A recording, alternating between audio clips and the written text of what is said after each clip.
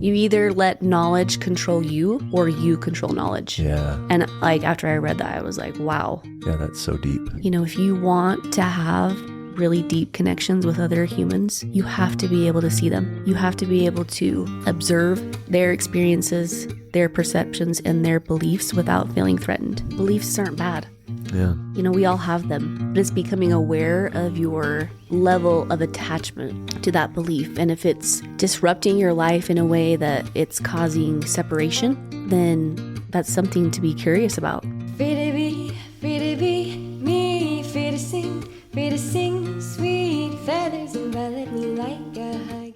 The Safe to Be Seen podcast is intended for educational and entertainment purposes only. Darcy and Brandon Burke do not claim to be experts. We have no intention to defend our beliefs or impose them onto others. This podcast provides a space to allow for us to share with others what it's like to be us. We desire to share our human journey with others. We advise you to seek professional counsel, therapy, and or treatment from trained, credentialed, and certified professionals for any emotional, mental, and or physical conditions you may be experiencing. When you consider your romantic relationship, are you ready to turn your fear into love? Your judgment into curiosity, what seems like drudgery and work into play, your attachment into authenticity, your codependence into sovereignty? Are you ready to laugh more, sing and dance more, have mind-blowing sex, the kind where you meet the divine when you make love? Are you ready to connect on a level that you could have never imagined, first to yourself and then to your partner? Are you ready to start living?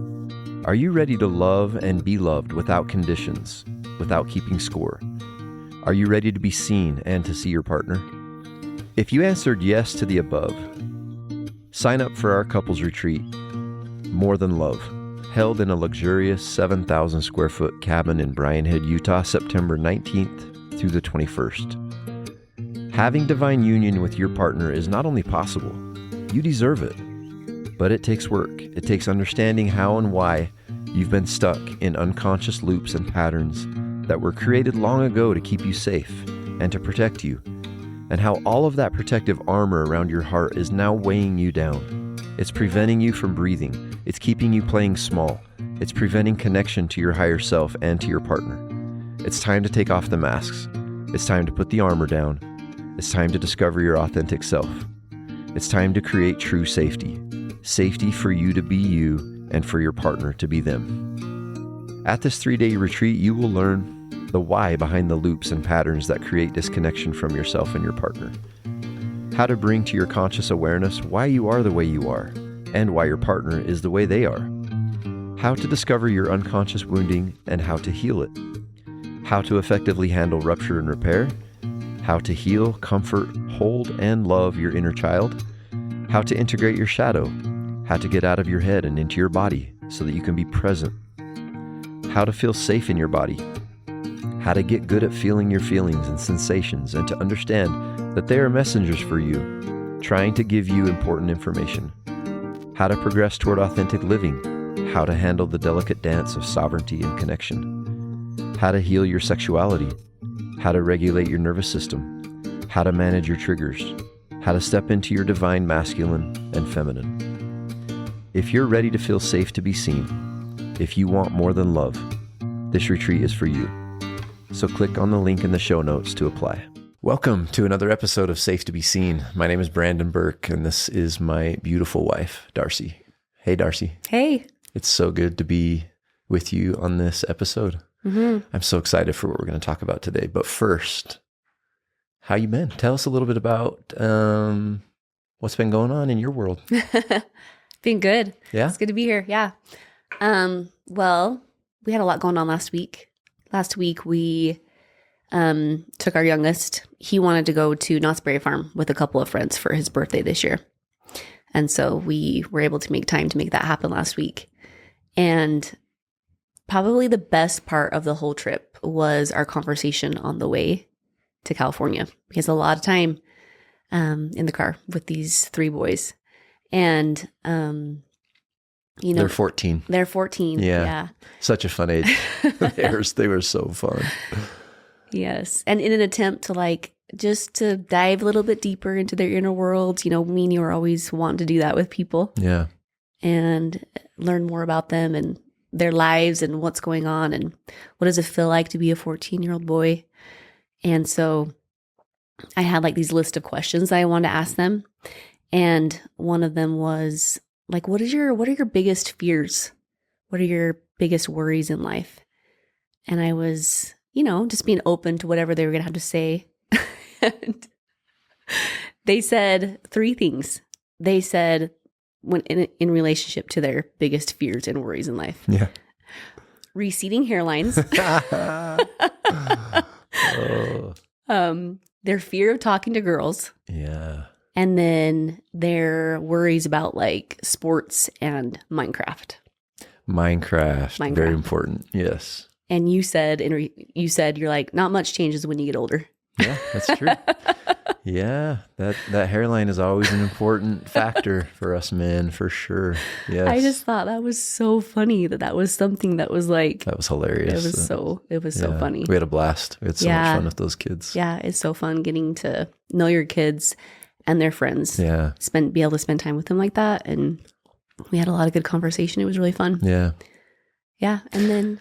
Yeah. It was also, I found it really, it was fun to ask them, hey, if you could, I think I asked them if something like, if you had any gift or talent that you could possess, what would it be? That was really fun and interesting too. And to hear what they had to say, one of the boys said, I really wish I could sing. And it was fun to talk to them a little bit about self-limiting beliefs and,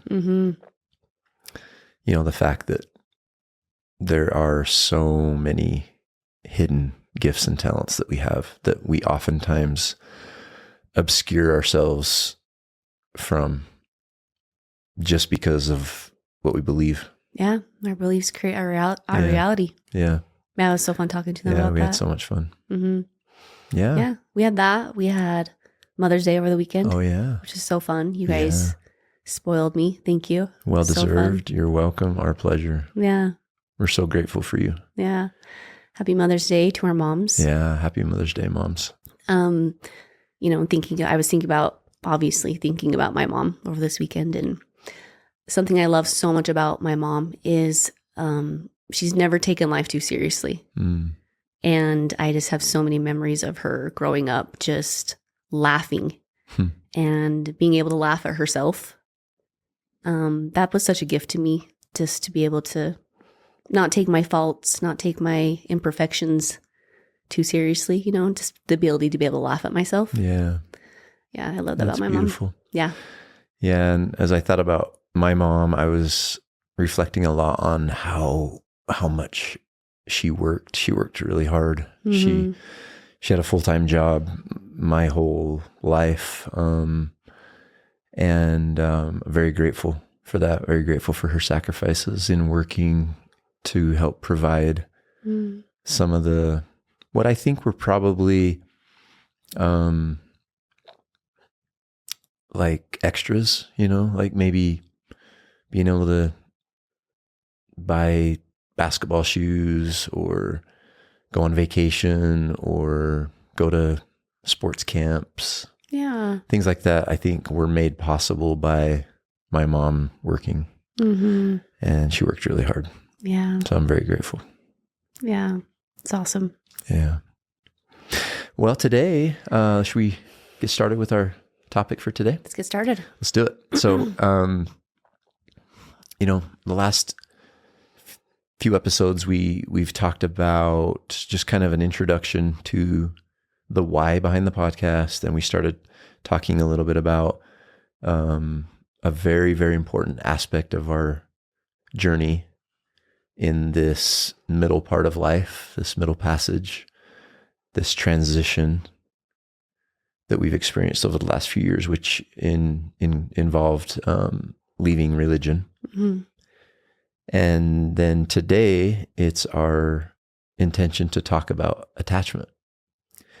And this is a very profound topic for me, Darcy, because I remember when I was, I guess what I would maybe identify as, it's really hard to identify like a starting point to your healing journey, you know, or your, whatever you want to call it, your awakening, your transition, your middle passage, lots of different terms. It's hard to identify like where that began, but I know that somewhere in the beginning, I was introduced to the concept of attachment, and it was mind-blowing for me because I had never, it was just something I was completely unaware of. I knew nothing about it. It wasn't even a part of my vocabulary. And so that's why I think, you know, you and I decided that early on in these episodes, we wanted to touch on attachment because we found it to be so impactful and helpful for us. And I think part of the reason why is because in this work, this inner work, this journey of self-discovery, I have learned that it's not so much about addition, adding things, doing more. It's much more about subtraction, actually. It's much more about unbecoming than it is becoming. And learning about attachment early on was really helpful for me to look at myself in a way that I had never done before. And that was starting to peel away what I was not in the definition, in the trying to understand, or maybe perhaps defining, who am I? You know, especially, we touched on in talking in previous episodes about our journey leaving Mormonism and how that was so devastating and crushing to our identities. And as you start to reconstruct, for me, it was helpful to look at not so much who am I, but it was really helpful for me to look at who am I not? What am I not? What is not me? And that's where attachment came in. Yeah, that's so good. Unbecoming has been such a big topic between me and you these past few years in talking about like what no longer serves us, what we no longer identify with, what we no longer attach to. And, we've spoken about this process being ultimately so liberating because you realize how you create your own suffering by your level of attachment. You are the creator of your own suffering. And it's also liberating because when you can detach yourself from those beliefs, then you are open to so many other viewpoints and perspectives and worldviews, and you can just approach it with curiosity. And and so all of these topics that we are talking about, that we'll be talking about on the podcast, again, we don't claim to like have all the answers or have everything figured out. In fact, I feel like the more that I learn, the less I feel like I really know. Yeah, that's so true. But they've just been helpful to us as we've like reorganized ourselves in a way, Yeah. And from a nervous system and a somatic lens, attachment to belief is the way that our bodies, our survival system, has organized, and an identity has organized itself in accordance to a belief in order to have a sense of belonging, have a sense of safety, have a sense of protection. Yeah. And so the beliefs serve a purpose. We're not saying that it's bad to have beliefs. They serve a purpose. It's all about what we'll talk about is your level of attachment to that belief. And we'll be talking a lot about, we will be referencing a book today that we both really learned a lot, so much. Don Miguel Ruiz Jr. Yeah. The 5 Levels of Attachment. We'll be referencing his book today and other people that we have learned a lot about attachment to beliefs. Yeah. Awesome. So if you were to, maybe backing up just a little bit, if you were to define attachment, how would you define that?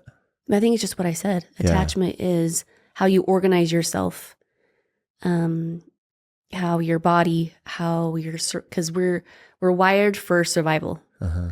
And so our nervous system is always looking for ways to attach to something in order to find safety, in order to find protection, in order to find belonging. Mm-hmm. We're wired for that. Yeah.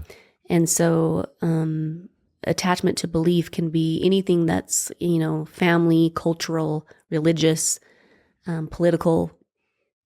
What else? What else am I missing? Yeah, I think societal. Yeah. I think that pretty much covers it. Mm-hmm. And they're inherited. Yeah. And or adopted. Yeah. Mm-hmm. Awesome. Yeah. So I guess, you can have attachment to pretty much anything. Mm-hmm. Like you can have attachment to people, to things, actual, material things, Mm-hmm. a house, a boat. You can have attachment to your job, your profession, your work. But you like you hit on it, and this is kind of where we want to. Talking about attachment, we'll deal with everything, but I think a lot of our focus in today's episode will be on the attachment to knowledge and on the attachment to belief, right? Mm-hmm. In that book, he says, you either let knowledge control you or you control knowledge. Yeah. And like after I read that, I was like, wow. Yeah, that's so deep. It's so deep. Yeah. What does that mean to you? Well, I think if you let knowledge control you, you are letting yourself, forget your authentic self. Because authentic self requires no knowledge. Yeah. You're just there for the experience, Yeah.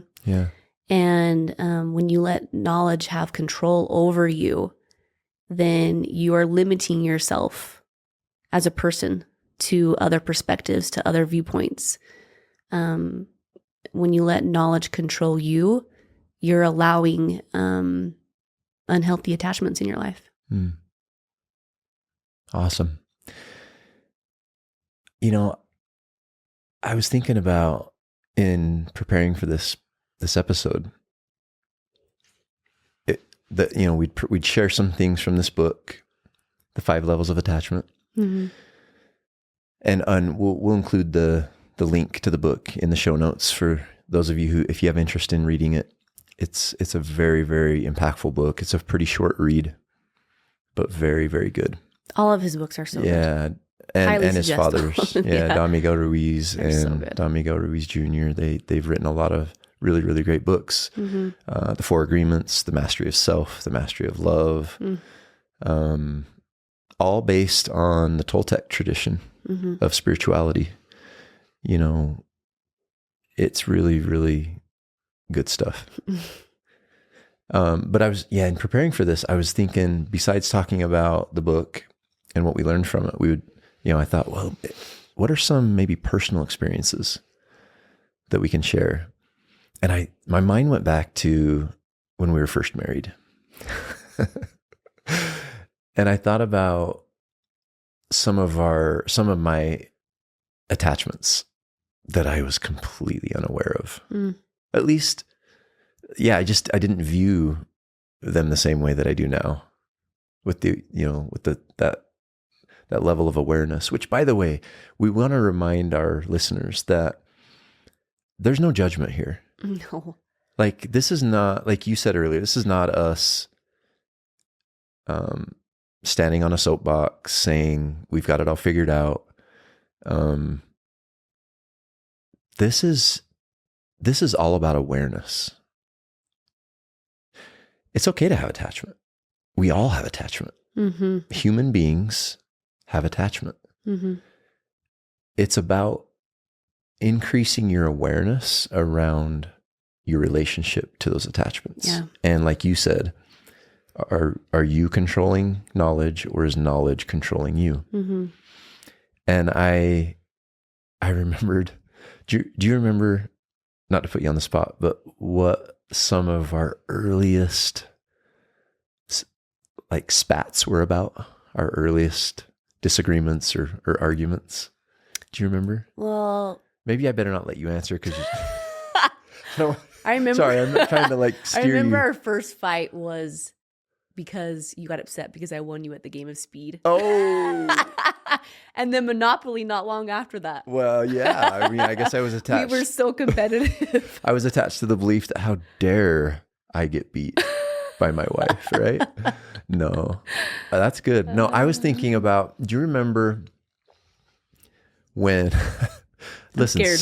Well, no, you shouldn't be. Oh, okay. This is all on me. Like this is, some of this stuff is humorous. Mm-hmm. Some of it's embarrassing for me. And some of it is vulnerable. Mm. That's okay. Like we're just Yeah. here to tell our story, and we're humans just like our listeners. I remember when you started like making, we ate a lot of like cheese quesadillas. That's all we could afford. And, sandwiches and stuff. And Yeah. being a lover of cheese, I could not believe the way you cut cheese. Do you remember? Yes. Like, you cut it in these big chunks. And gosh, bring back so many memories. And I was like, do you remember? I was like, what are you doing? Yeah, you're like, let me teach you the right way to cut cheese. I did. Like, literally said, let me teach you the right way to cut cheese. Like, and I proceeded to cut it in very thin, perfectly cut slices. Yeah, it was amazing, actually. It made the cheese quesadilla better. Well, you know what, hun? But the point is, it's crazy to think that I literally thought there was one right way to cut the cheese.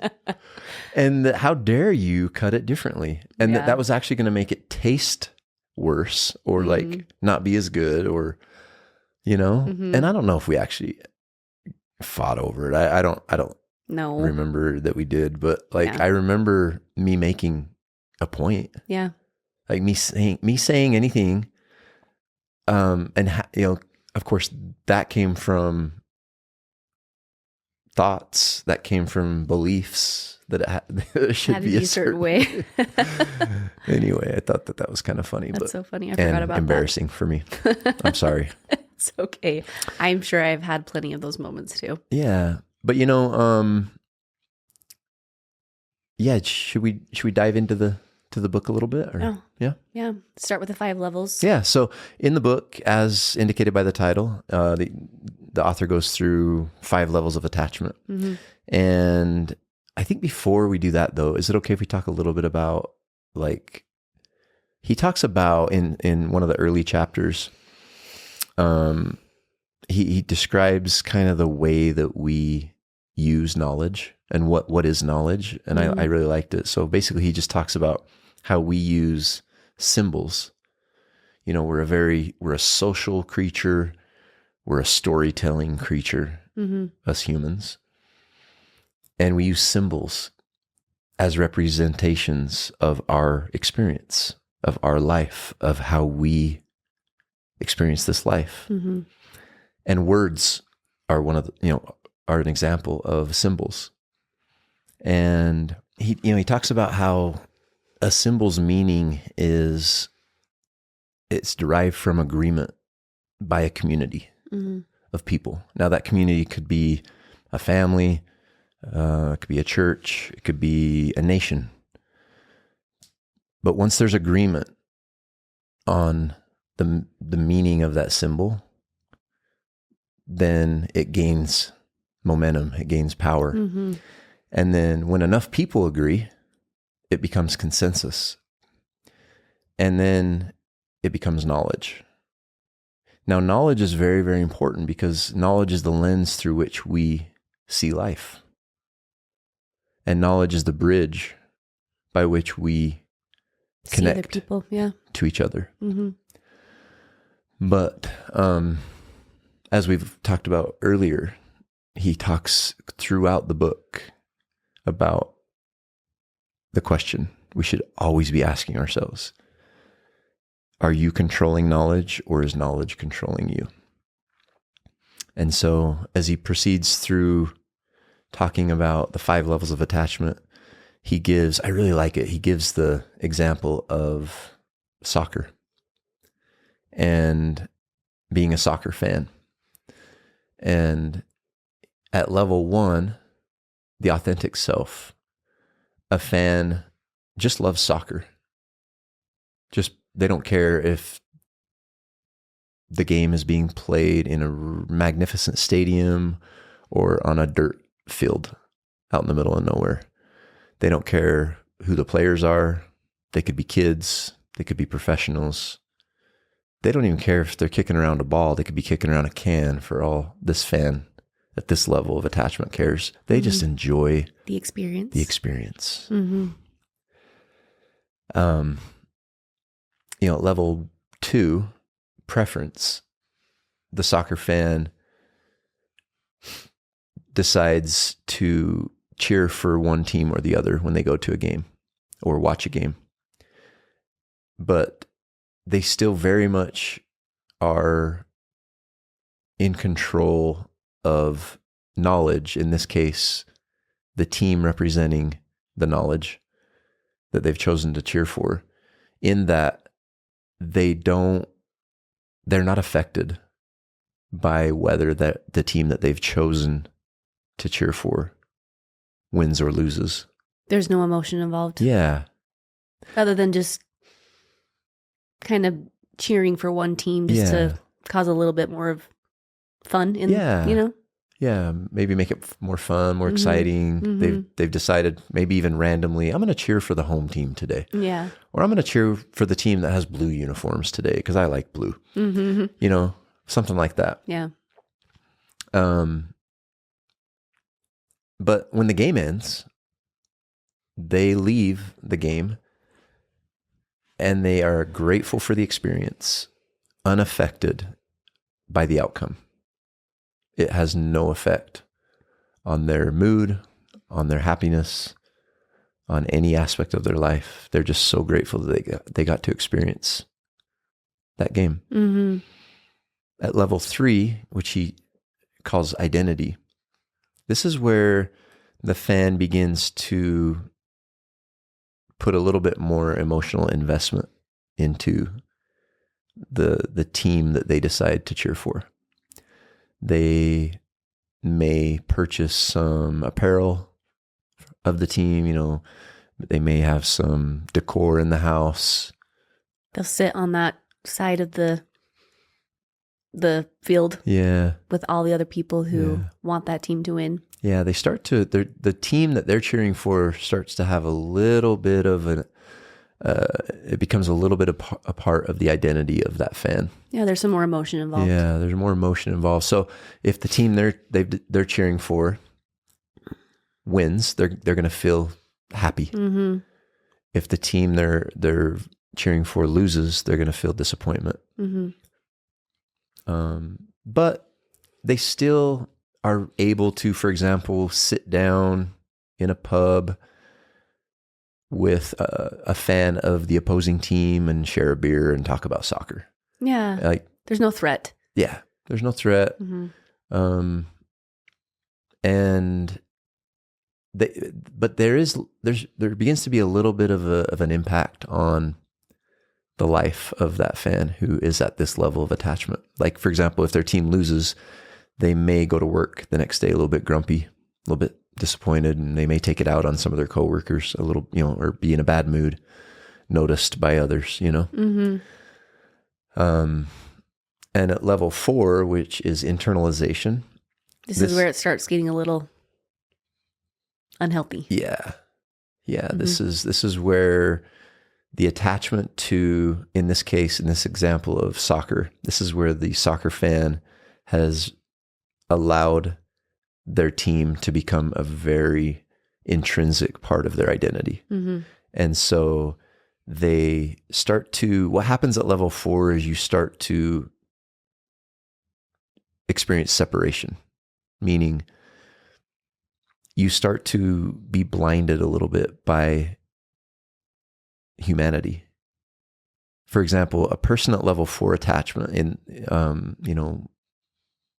in this example of soccer, a fan would never even think of sitting down in a pub and sharing a beer with a fan of the opposing team, because they would view that person, that fan of the opposing team, as wrong. The enemy. Yeah, the enemy. How could they possibly call themselves a fan when they are cheering for that team? Mm-hmm. Judgment. And yeah, this is where you start to lose sight of truth in regards to who you really are. Mm.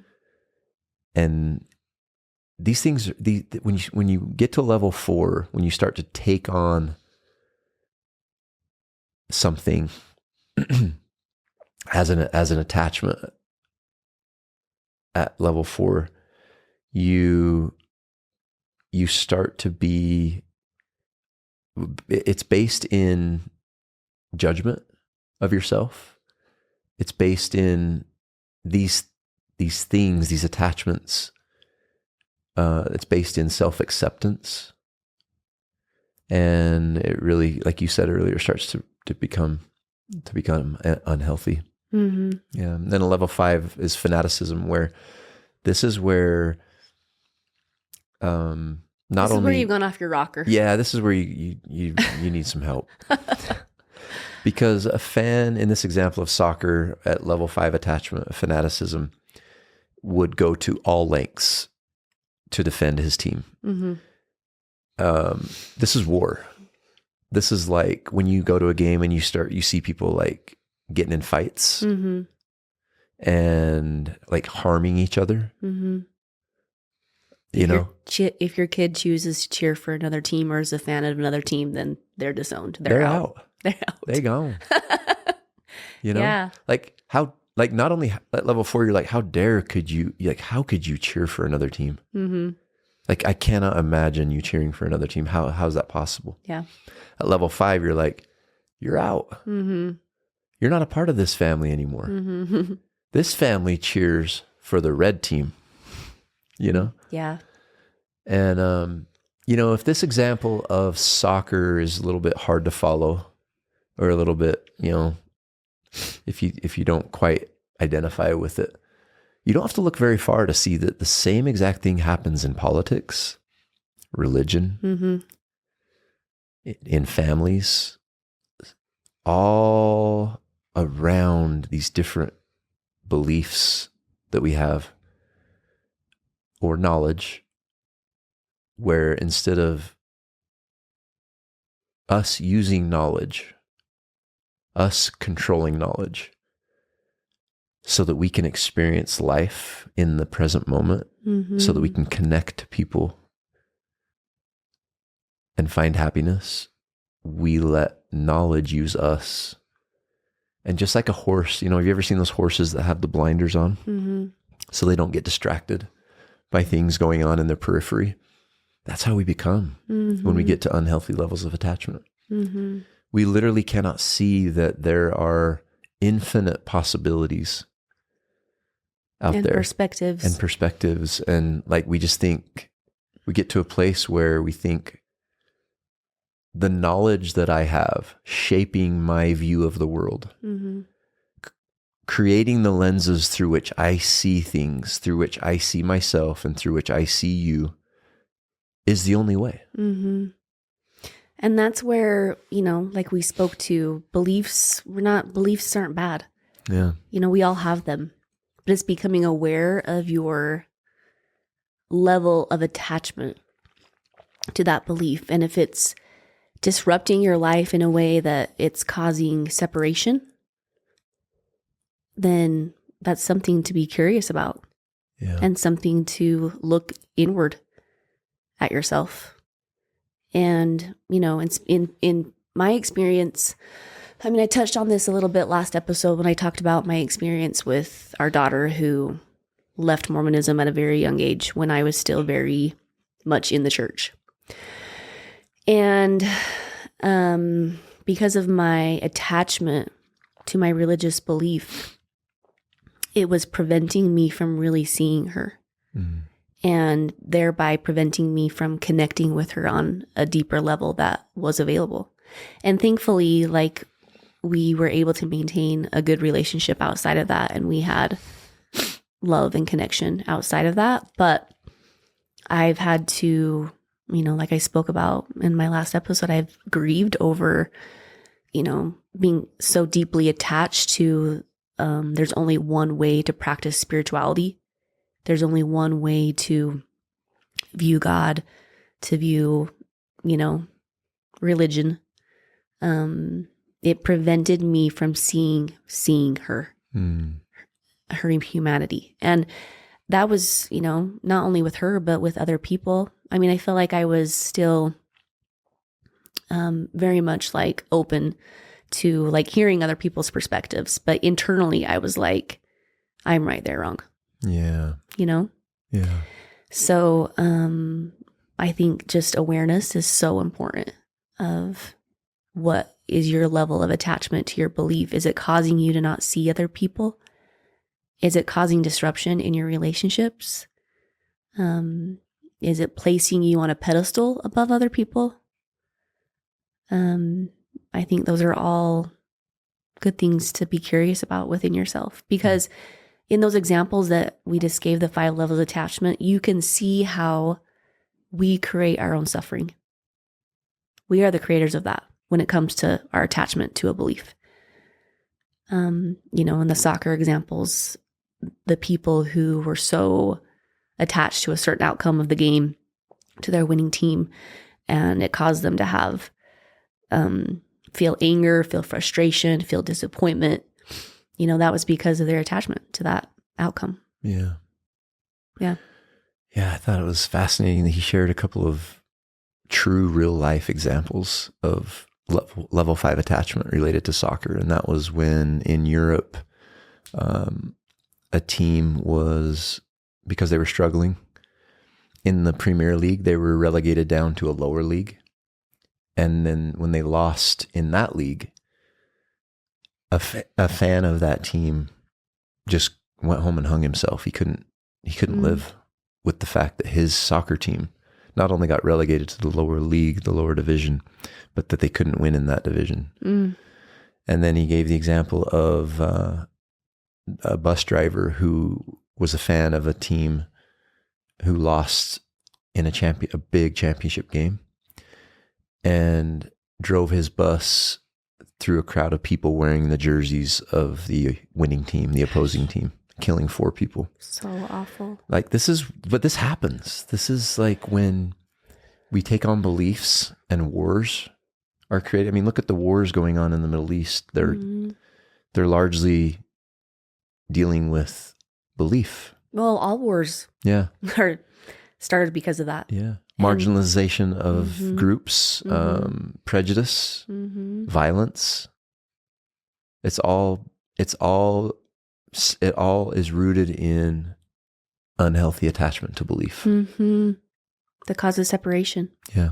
When you consider your romantic relationship, are you ready to turn your fear into love, your judgment into curiosity, what seems like drudgery and work into play, your attachment into authenticity, your codependence into sovereignty?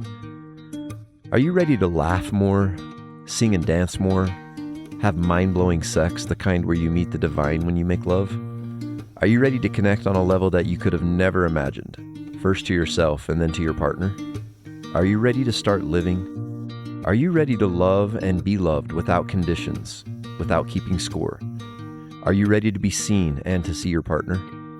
If you answered yes to the above, sign up for our couples retreat, More Than Love, held in a luxurious 7,000 square foot cabin in Bryan Head, Utah, September 19th through the 21st. Having divine union with your partner is not only possible, you deserve it, but it takes work. It takes understanding how and why you've been stuck in unconscious loops and patterns that were created long ago to keep you safe and to protect you, and how all of that protective armor around your heart is now weighing you down. It's preventing you from breathing. It's keeping you playing small.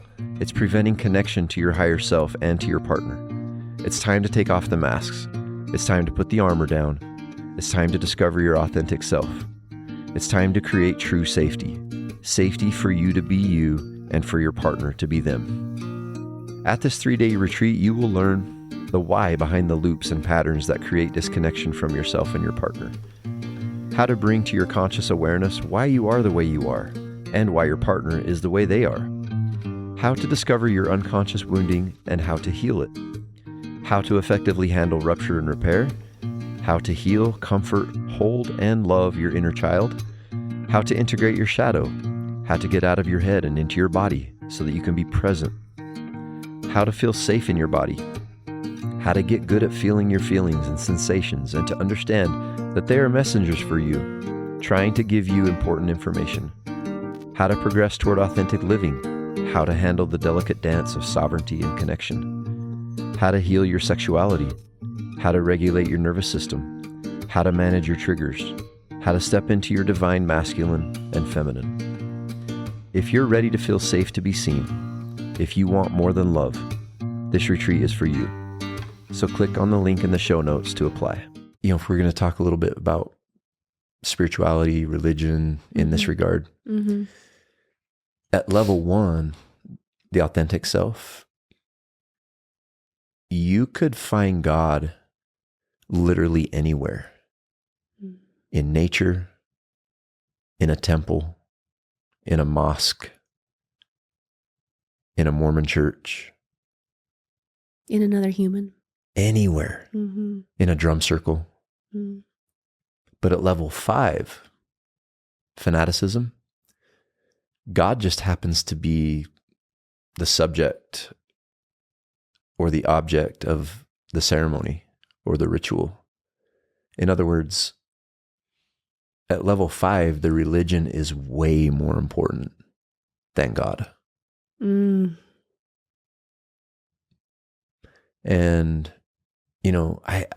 I want to share a personal experience without any identifiers of those involved, but shortly after my deconstructing my religious beliefs, I was confronted, or I guess I had the opportunity to talk about it with someone very close to me. And when I told this person that my beliefs had changed, this person, I unfortunately it's hard to forget the look on their face of pure disgust and disappointment and disbelief and the shame that came with that.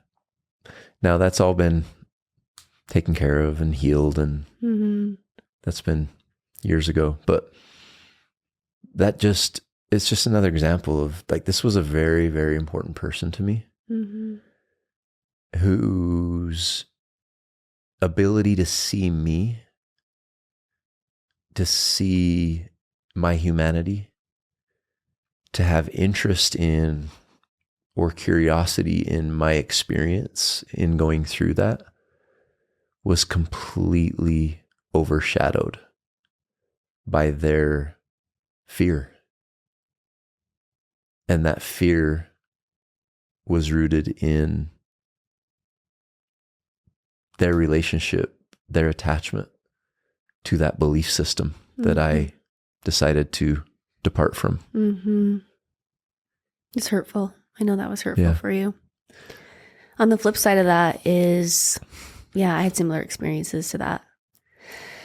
But I also had really, really connecting experiences with people who, when I told them that my beliefs had changed, I had a friend who just, we have different religious beliefs now.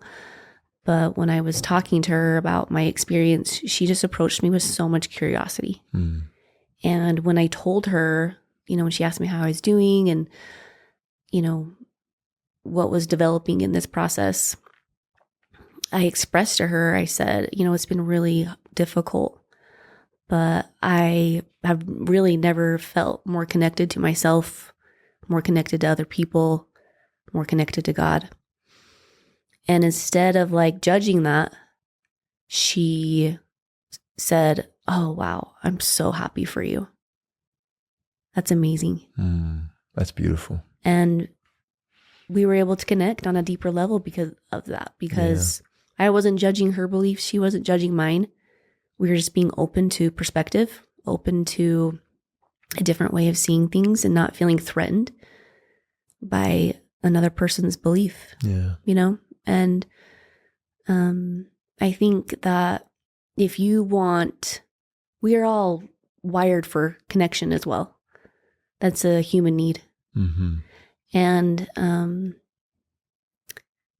if you want to have really deep connections with other humans, you have to be able to see them. You have to be able to observe their experiences, their perceptions, and their beliefs without feeling threatened. Yeah. Without judgment. Yeah, without judgment. Mm-hmm. And we've talked about this, like, since leaving organized religion, we've had to catch ourselves in judging that now we are doing it the right way. Yeah. Because it can go both ways. It's a constant work. Yeah. This effort, this commitment to awareness, like we alluded to earlier. That's what it's all about. It's not about who's right, who's wrong. It's about constantly looking inward at why you are the way you are and why others are the way they are, and approaching with kindness and compassion and non-judgment all these various multiple situations that we come across every day in our lives, of just understanding that everyone has a different experience of life. And that's freedom. Yeah, it's so That beautiful. is freedom. It's so beautiful. I'm reminded of a quote I love that Nikola Tesla said. He said, "We are all one. Only egos, beliefs, and fear separate us." So good. So good. So and true. So true. I mean, although I can never really fully know what it's like to be you, like we can both we love to go do sunrise hikes. We love to drink coffee. So we can go and like one of our like, if you're wondering, an example of one of our favorite, like perfect mornings is to go work out,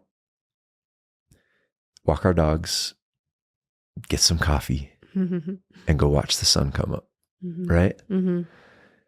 And I can go through all of that experience and see it and feel it the way I do. But I don't know how coffee tastes to you. I don't know what that sunrise looks like to you. Exactly.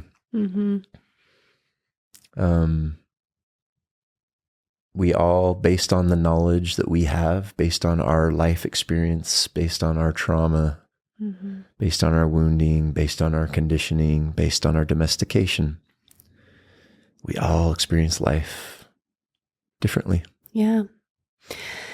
And I just want to offer that if this is a pattern that you might be noticing in your life of attachment to something, it can be anything. It can be a political party. It could be, we've listed so many ways that you can attach to different beliefs and ways, is to recognize like a cycle that happens. And so you have a belief that's been inherited or adopted that gives you a sense of identity, belonging and safety. And then you have somebody that might challenge that belief, or or something that you read that might challenge or contradict that belief. And when that happens, then you get triggered. And a trigger is like an activation that you feel in your body, some physiological symptom going on in your body. So you might start experiencing anxiety. You might start experiencing shutdown, tightness in your body when you get triggered. And then from that, you would probably defend yourself.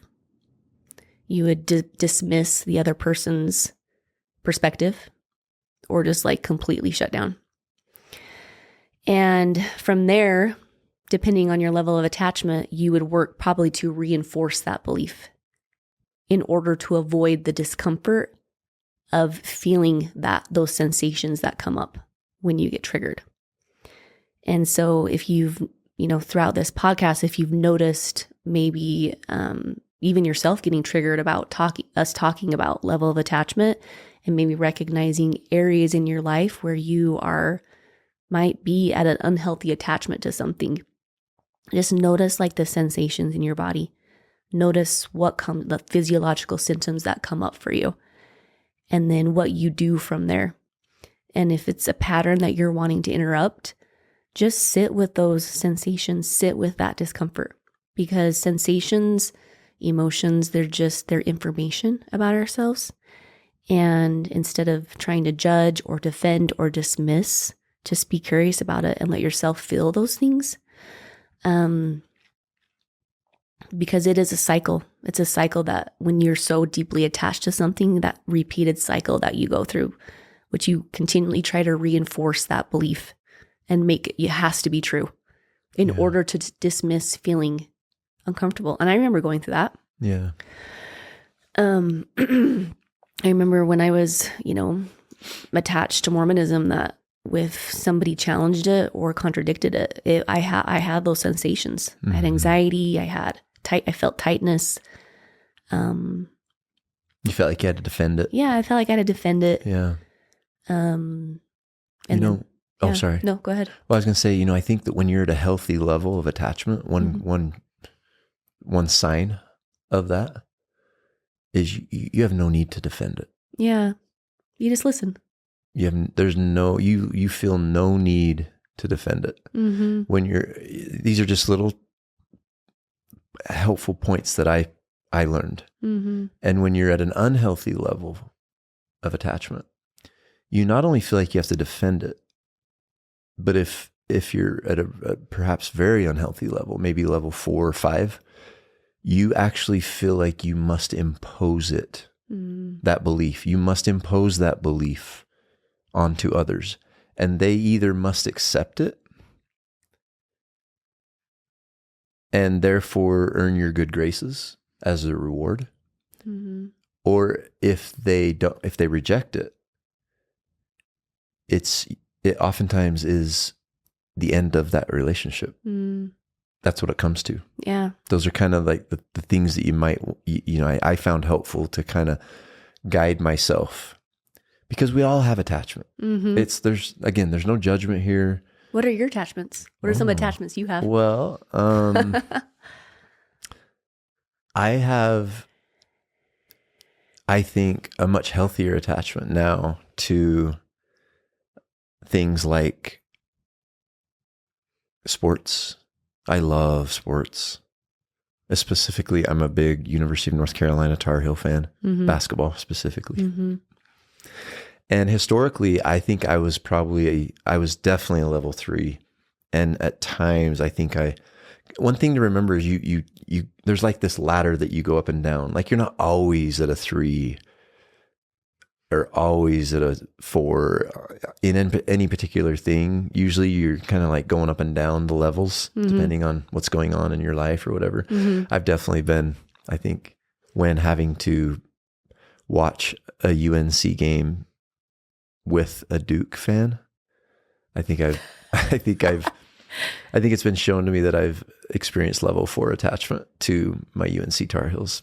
Yeah. Can I just say, like, as I've observed your journey and your experience of literally you like observing your nervous system being rewired for safety, that I've been able to observe that it used to be like sports on all the time and like just, UNC Tar Heels like never miss a game, which is fine. Like there's fun in that. I'm not judging that. But I just observed your like nervous system like become more regulated in all areas of just like it's okay if they lose. Like it's not gonna like determine my happiness for the day. Whereas before you might have just been down for the day or like especially if they lost to Duke. Yeah. That was a sad day. Yeah. It definitely impacted me. Yeah, I mean, I think, I used to be a huge Utah Jazz fan. Yeah. I couldn't tell you one player on their team right now. And that's okay. Yeah. The cool thing about when you get to healthy levels of attachment, it's your power and your freedom is being able to choose in any moment how you want to be.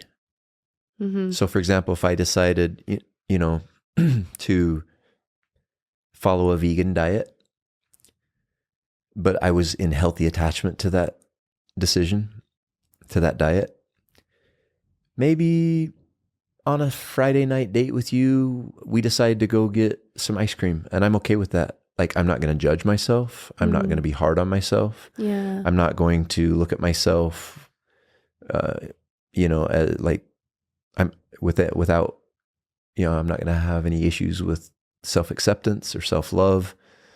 I just decided I'm going to have some ice cream. That's okay. And then I'll go back, and I'll do the vegan diet. But you're not forcing it on our family. Yeah, I'm forcing not it on our kids. Yeah, and I'm not even like, it's a preference I have, but I don't have to like beat myself down if I fail at it or if I, take a break from it or, anything like that. So like I may, who knows, maybe I'll start watching basketball again, but I think, that's definitely been, I've identified that as one of my attachments in the past. Yeah. How about you? I don't think you have any unhealthy attachments. I'm attached to caramel popcorn. Yeah, that's true. I could not survive without it. Yeah. I only give the recipe out to certain people. If you come to my house and you don't like my caramel popcorn, then we can't be friends. Oh, that's a level 4 at least on caramel popcorn for Darcy. Anybody who knows me well knows that is truth. Neil Diamond. I've become a lot better with that. Yeah. I love Neil Diamond, but yeah. No, I don't really feel like I have. Yeah, I mean, I don't think I've ever been like at a level 4 or 5. Yeah. With attachment. Not that I can think of. Yeah. I mean, I think we all have, I think I'm attached to some degree with like my appearance. Otherwise, I wouldn't want to work out or, get Botox. I do get Botox. I do. Eyelashes. Yeah, I do. I do those things. Makeup. Yeah. Yeah, that's okay. But it's fine. It's not like I can live without it. Yeah. Maybe. I can.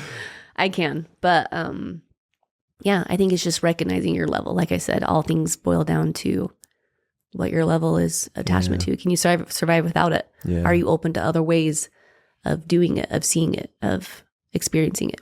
Yeah. Yeah. Yeah, speaking of like watching TV, the other day we came home from a long day. We were tired. We rarely have the TV on. That's like another pretty big change that we've gone through. But we're in the middle of the NBA playoffs. And although I didn't watch one single game all season long, playoffs are fun. Yeah. And so again, I feel like I'm in this healthy relationship, probably like, I'd say level 2. Like it's just my preference to watch a game every now and again. I don't really care who wins. I don't have a team.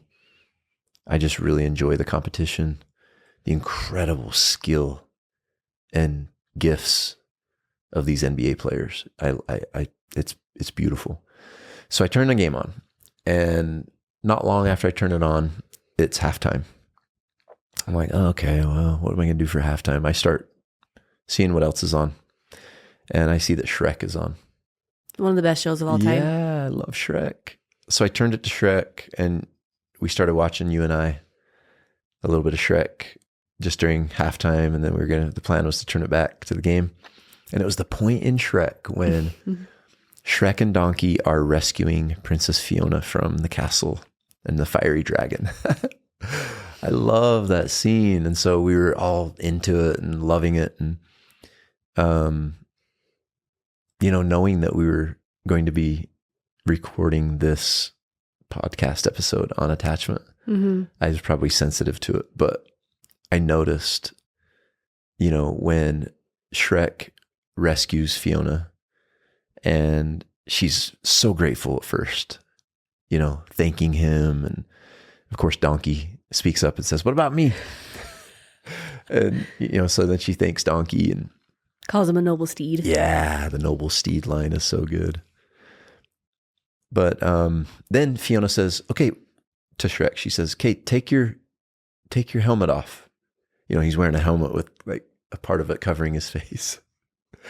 And he's like, "Oh no, I don't think that's a good idea. I don't think we should do that." And she's like, No, take it off. And she insists and insists. And finally, Well, first of all, how did she not know he was an ogre? I know, that's what I was just gonna. Like, Yeah, the mechanics of this. it's He was green all over. yeah, huge. His helmet was very barely large. covering his face, but depending upon the shape of his nose and eyes was going to determine. I guess that's how you define and identify an ogre. But anyway, so he finally relents and takes his helmet off. And her face, like it was kind of like the face I saw in that person when I told them that my religious beliefs had changed. Disgust, disappointment. And I just realized, I knew that was just attachment. Fiona even said, you're an ogre? You're not supposed to be an ogre. I'm supposed to be rescued by a handsome prince. My knight in shining armor. What? You're an ogre? Yeah. I'm so disappointed. Come to find out, she was an ogre herself. Hey, you just ruined the ending of the Oh, sorry. No, I'm just kidding. Everyone's seen Shrek. But yeah, we know how that turns out. It turns out fine. Yeah. In the end. But Fiona was responding that way to Shrek, who just risked his life for her, saved her from the dragon, and is now about to escort her to, a beautiful, happy ever after. And she's disappointed. Why? Because of her belief in a story that she had been told of the way it was supposed to be. She was blinded by what was. She was unable to see the beautiful experience that it was. Yeah. That's so good. And so I guess what I am learning, what I am understanding is that we all have attachments. We are all at varying levels of attachment to different things, to different beliefs, to knowledge, to people. And it's everywhere. It's just all about being aware. It's about awareness. It's about looking inward and working and being committed to keeping an open mind. That there are infinite possibilities. And that's what makes life so beautiful and so rewarding. And so freeing. So freeing and fulfilling. Yeah. And that's what deepens connections, first of all, with yourself, because you're no longer having to be a certain way to be okay. You're no longer giving so much harsh judgment to yourself for failing to live up to some expectation or to someone's definition of what ideal or perfection is. And you're able to just experience life. This is an experience. Yeah. The earth is a playground Yeah. to experience life. Yeah. Enjoy it. Yeah. Yeah. Well, any last words, Darcy? No, I think we about covered everything we wanted to say, I think. Awesome. Yeah. Well, I think maybe in the next episode, what do you think? Should we talk about authenticity? Yeah. That sound good? Because they go, it's like authenticity versus attachment. I know. It's this really interesting. You could talk to them about together, but Yeah. yeah. Yeah. Do you want to give an introduction to the next episode? Well, I thought About you just did. Authenticity. Well, I'm saying like, okay, so there's this kind of constant battle going on between attachment, because we need to feel safe. We need to feel Belonging. a sense of belonging, a sense of identity, and authenticity, which is our true expression without the masks, without the conditioning, Domestication. without the domestication, and without the attachments that we've developed and or which have been handed to us. And there's this like constant battle going on between attachment and authenticity. And so I think it'd be good for us to next episode talk about authenticity. Yeah, that'll be fun. Let's do it. Look forward to it. Okay, awesome. Well, thank you. That was so fun talking about attachment with you. Yeah. Thank you, babe. I'm attached to you.